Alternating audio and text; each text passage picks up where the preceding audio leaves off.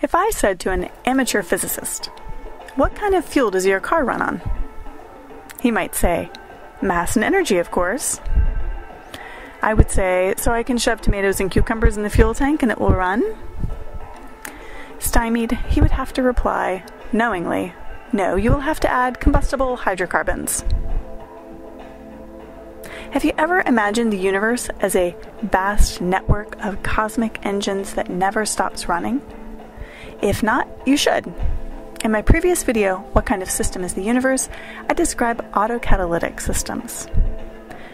Now, the big roadblock to an auto-catalytic model is that the answer to the question, what kind of fuel does the universe run on, cannot be mass or energy. It would be a self-consuming network and not last very long. If we shove non-essentials like quarks and strings in the engine, we get a stalled car, a non-unified mess. Not stalled in reality, stalled conceptually in our minds. Let me tell you very roughly about the kind of engine that is possible to conceive of here. Very rough. Bear with me. It has 3 tensions, each with a pair of unique cosmic signatures and connections to the other 2 tensions. A given engine in the network can activate linked engines or become inactive. A dynamic balance between stability and change is struck at multiple levels, though within familiar constraints. The engine tension begins with a dynamic role for 2 characteristics that are used by scientists today to form a sort of universal, though passive, backdrop. They are cosmological density and cosmological pressure. These are treated as placeholders, allowing cosmologists to fill empty space without creating interference with the material system being studied. Sounds boring. Until you hear that both dark energy and electromagnetic radiation, or waveform light, are made up exclusively of these 2 characteristics. Both have cosmological density, and what differs is that one has so-called negative pressure and the other positive pressure. Feel free to research this on your own.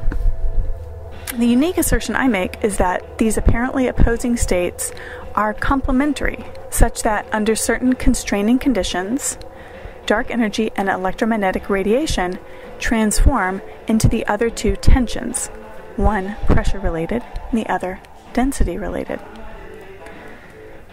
The engine and the network emerge from there. There is no test, to my knowledge, available to confirm this empirically. Nothing at the atomic level can be studied directly. Don't believe me? Search what atomic phenomena can be seen directly. Add to that we're talking about something that is immaterial, and it's difficult, if not impossible, to test. Now, theoretical physics, multiple conflicting theories have the same issue. Now, they remain useful. Their popularity waxes and wanes to the degree that each reflects complex internal human tensions, emotional, mental, and physical, externalized through our beliefs. Electrodynamics reflects tensions around dualism. Relativity reflects tensions around reductionism and contradictory empirical evidence. Quantum mechanics reflects tensions around bridging Eastern and Western philosophies. Shifting our existential mindset to an autocatalytic set, like the one I described, does not negate anything of value. It only puts a useful burden on us to reframe what we have. Experimental results and real-life applications remain real. They just don't necessarily mean what we thought they meant. We would do well to also embark on the fascinating challenge of reevaluating the multitude of speculations about complex topics that fascinate us today, and affect our ability to process the meanings of things like understanding, possibility, purpose, irrational behavior, and more. Today, our mental constructs of reality are often fueled with the equivalent of junk food, vitamin pills, and fad diets. This is not an admonition. These are not necessarily bad things. We know at some level that our experiences can be maximized, enhanced, truly enjoyed if we are able to savor or even first to obtain what we are searching for.